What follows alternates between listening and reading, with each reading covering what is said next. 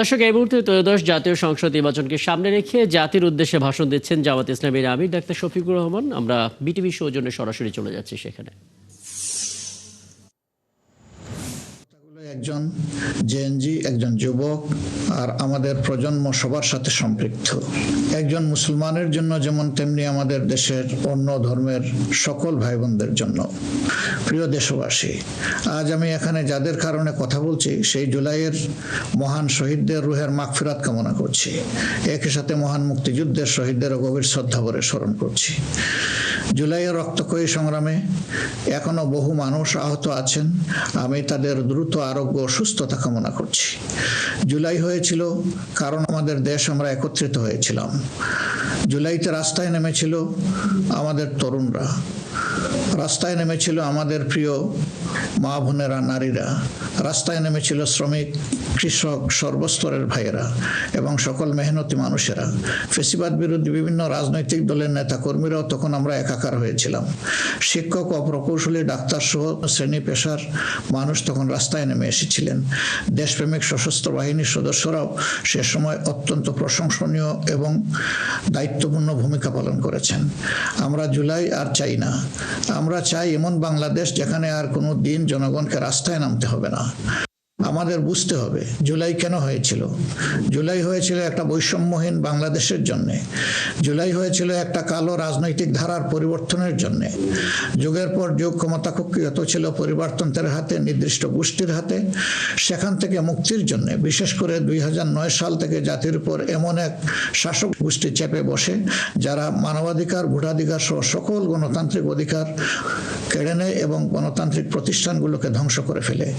গুম, বিচার বহির্ভূত হত্যা, আয়নাগর প্রতিষ্ঠার মাধ্যমে জনগণের উপর নিপীড়ন চালায়। 2014, 18 ও 24-এর পরপর 3টি জাতীয় নির্বাচনের নামে তামাশার মাধ্যমে আমাদের ভোটের অধিকার হরণ করা হয়। এইসব নিপীড়ন এবং অধিকার ফিরে পাওয়ার জন্যই এসেছিল রক্তাক্ত জুলাই। আমাদের তরুণরা এখন একটা নতুন দেশ দেখতে চায়, যে দেশকে তারা গর্ব করে বলতে পারবে নতুন বাংলাদেশ, এটি আমার দেশ 2.0। এক কথায় যদি বলি, দেশের মানুষ পরিবর্তন চায়, কিন্তু একটি মহল পরিবর্তনের বিরোধী। কারণ পরিবর্তন হলেই তাদের অপকর্মের পথ বন্ধ হবে, মানুষের অধিকার কেড়ে নেওয়ার সুযোগ থাকবে না। এই সংস্কৃতি বদলানোর সাহস সবার থাকে না। ক্ষমতাবানদের বিরুদ্ধে রুখে দাঁড়ানোর হিম্মত সবার হয় না। এই হিম্মত দেখিয়েছে আবরার, ফাহাদ, আবু সাইদ, মুগ্ধ, উসমান হাদি এবং তাদের সহযোদ্ধারা। তাদের রক্তের শপথ নিয়ে নতুন প্রজন্মের লক্ষ লক্ষ সাহসী সন্তান আজ এই পরিবর্তনের জন্য প্রস্তুত। এই দেশ আমাদের সময়ের এই সাহসী সন্তানদের হাতেই তুলে দিতে চাই। কারণ বাংলাদেশের ভবিষ্যৎ এই তরুণরাই রচনা করবে। এই তরুণরা পরিশ্রমী, তরুণরা সাহসী, তারা মেধাবী। এই তরুণরা এই পরিবর্তনকে ভালোবাসে। তরুণরা নতুনকে আলিঙ্গন করে, সত্য বলতে দ্বিধাবোধ করে না, প্রযুক্তি বুঝে এবং সামনে এগিয়ে নিয়ে যেতে জানে। তারাই পারবে নতুন বাংলাদেশ গড়ে দিতে। আমরা তোমাদের হাত ধরতে চাই। জুলাইয়ের মতো কাঁধে কাঁধ মিলিয়ে দেশ গড়ার কাজে সঙ্গী হতে চাই। প্রচলিত ধারা বদলাতে চাই। দেশটা বিভেদ এবং বিভাজনের রাজনীতি থেকে মুক্ত করতে চাই। মানুষের জীবনে শান্তি ফিরে আসুক, এটি আমাদের প্রয়াস, এই আমাদের চাওয়া। সবাইকে নিয়ে ঐক্যের বাংলাদেশ গড়তে চাই। এমন বাংলাদেশ যেখানে কেবল পারিবারিক পরিচয়ে কেউ দেশের চালকের আসনে বসতে পারবে না। এমন বাংলাদেশ যেখানে রাষ্ট্র হবে সবার, সরকার হবে জনগণের। প্রিয় দেশবাসী, জনগণ চায় একটু নিরাপত্তা, সুশাসন আর ইনসাফ। তাই আগামীর বাংলাদেশকে এসব অঙ্গীকার এবং মূল্যবোধের আলোকে সাজাতে চাই। রাষ্ট্রের মৌলিক কিছু সংস্কারের লক্ষ্যে জুলাই বিপ্লব পরবর্তী সরকার কিছু পদক্ষেপ গ্রহণ করেছিল, কিন্তু তা সম্পূর্ণ বাস্তবায়িত হয়নি। এই বাস্তবায়ন সম্ভব হবে আগামীতে যে গণভোট, সেই গণভোটে আমরা যদি আমাদের মূল্যবান ভোট দিয়ে হা বলি, তাহলে সংস্কার প্রক্রিয়া তার পূর্ণতা পাবে ইনশাআল্লাহ। আমরা এই জন্যই জনগণকে বলবো যে গণভোটে হা বলুন এবং সংস্কারতে আলিঙ্গন করুন। আমাদের সন্তানদের স্বপ্ন পূরণে আপনিও গুরুত্বপূর্ণ অংশীদার হন। নতুন বাংলাদেশের আকাঙ্ক্ষার আলোকে আমাদের পরিকল্পনা, কর্মসূচি, অঙ্গীকার আপনাদের নিকট স্পষ্ট করার চেষ্টা করেছি। বাংলাদেশে আমরাই প্রথম পলিসি সামিটের মাধ্যমে রাষ্ট্র পরিচালনার নীতি কৌশল জনগণের সামনে তুলে ধরেছি। আমাদের নির্বাচনী ইশতেহারে এর প্রতিফলন রয়েছে। এই প্রক্রিয়ায় অনেকেই আমাদেরকে সহযোগিতা করেছেন, তাদের প্রতি আমরা কৃতজ্ঞ। এছাড়াও আমরা সমাজের বিভিন্ন শ্রেণী পেশার মানুষের সাথে কথা বলেছি, বসেছি এবং তাদের মূল্যবান মতামত, পরামর্শ আমরা গ্রহণ করেছি। আমরা সুযোগ সুযোগ পেলে, মহান আল্লাহর ইচ্ছায়, জনগণের ভালোবাসায় সরকার গঠন করলে প্রথম দিনে ফজরের নামাজ পড়েই আমরা আমাদের পরিকল্পনা বাস্তবায়ন শুরু করব ইনশাআল্লাহ। প্রিয় দেশবাসী, আমাদের শাসক শ্রেণী সরকারি পদে নির্বাচিত হওয়ার পর নিজেদেরকে দেশের মালিক গণ্য করেছে। ফলে রাষ্ট্রীয় সম্পদ, পদ, পদবি, নীতি, প্রতিষ্ঠান সবকিছু ব্যক্তিগত ও দলীয় স্বার্থ হাসিলের উপায় হিসাবে অন্যায়ভাবে ব্যবহার করা হয়েছে। এর ফলে চুরি ও দুর্নীতি, স্বজনপ্রীতির মাধ্যমে প্রতারিত করে জনগণের সম্পদ লুণ্ঠন করা হয়েছে। উন্নয়ন প্রকল্প ব্যক্তিগত দলীয় লুণ্ঠনের সিঁড়ি হিসেবে ব্যবহৃত হয়েছে। এই ব্যবস্থার অবসান ঘটানোই আমাদের প্রধান লক্ষ্য। আলহামদুলিল্লাহ, অতীতে জামাত ইসলামী থেকে যারা জনপ্রতিনিধি হিসাবে সংসদ, সরকার ও স্থানীয় সরকারের দায়িত্ব পালন করেছেন, তারা কেউই দুর্নীতির দায়ে অভিযুক্ত হননি। তারা দক্ষতার সাথে দায়িত্ব পালন করেছেন। আপনারা দেশের মানুষ, তারই সাক্ষী। প্রিয় দেশবাসী, আগামী জাতীয় সংসদ নির্বাচন জাতিকে একটি নতুন স্বপ্নের দিকে নিয়ে যাওয়ার এক মহা সুযোগ হিসাবে এসেছে। যেসব সমস্যা আমরা বিগত দিনে সমাধান করতে পারিনি, যে লুটেরা গোষ্ঠীকে আমরা নিয়ন্ত্রণ করতে পারিনি, সেসব সমস্যার সমাধান এবং লুটেরা গোষ্ঠীর নিয়ন্ত্রণের সুযোগ হচ্ছে আগামী নির্বাচন। তাই জনগণকে ঠিক করতে হবে, আমরা আমাদের নিজেদের জন্য, আমাদের তরুণ প্রজন্মের জন্য, আমাদের নারীদের জন্য, বয়স্ক মানুষের জন্য, প্রান্তিক জনপদের জন্য, শ্রমিকের জন্য, উদ্যোক্তাদের জন্য কোন বাংলাদেশ চাই। আমাদেরকে প্রশ্ন করতে হবে, আমরা কি সমাজে শৃঙ্খলা প্রতিষ্ঠা করতে চাই? আমরা কি নিয়ম নীতি, শান্তির রাষ্ট্র প্রতিষ্ঠা করতে চাই? আমরা কি উন্নত দেশ হতে চাই? আমরা কি শোষণ, জুলুম, দুর্নীতি, চাঁদাবাজ মুক্ত রাষ্ট্র চাই? আমাদেরকে ভাবতে হবে, আমরা কি রাষ্ট্রীয় প্রতিষ্ঠানকে জবাবদিহিতার আওতায় আনতে চাই? যোগ্যতা ও সততাকে সরকারি পদের জন্য মৌলিক শর্ত করতে চাই?